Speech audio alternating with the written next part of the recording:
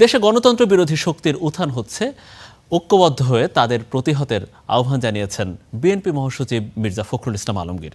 বিকেলে জাতীয় প্রেসক্লাবে এক স্মরণ সভায় যোগ দিয়ে তিনি বলেন, দেশে নৈরাজ্য সৃষ্টির চক্রান্ত চলছে।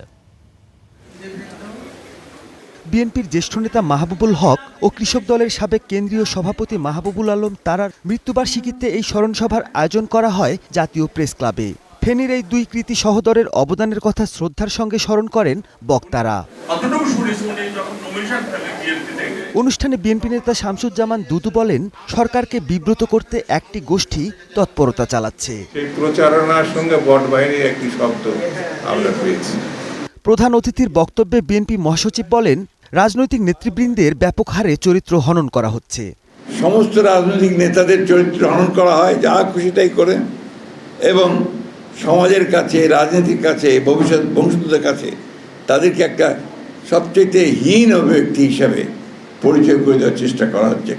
এটা লক্ষ্য করে দেখবেন, অর্থাৎ রাজনীতিকে ধ্বংস করার একটা চক্রান্ত ষড়যন্ত্র চলছে।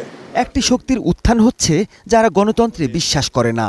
আশঙ্কা প্রকাশ করে মির্জা ফখরুল বলেন, গণতন্ত্র বিরোধী শক্তির উত্থান রুখতে সবাইকে ঐক্যবদ্ধ থাকতে হবে। যে গণতন্ত্র খুব বিপদে পড়েছে, এই যে চতুর্দিকে সচেতনভাবে একটা প্রচেষ্টা যে আপনারা সব কিছুকেই ভেঙে ফেলা, অর্থহীন করে ফেলা, এর মধ্য দিয়ে একটা নৈরাজ্য সৃষ্টি করার একটা প্রচেষ্টা চালানো হচ্ছে।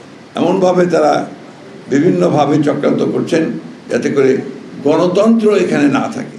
এত ত্যাগের পরে যে গণতন্ত্র ফিরেছে তাকে দীর্ঘজীবী করতে পক্ষের শক্তিকে সতর্ক থাকার আহ্বান জানান মন্ত্রী।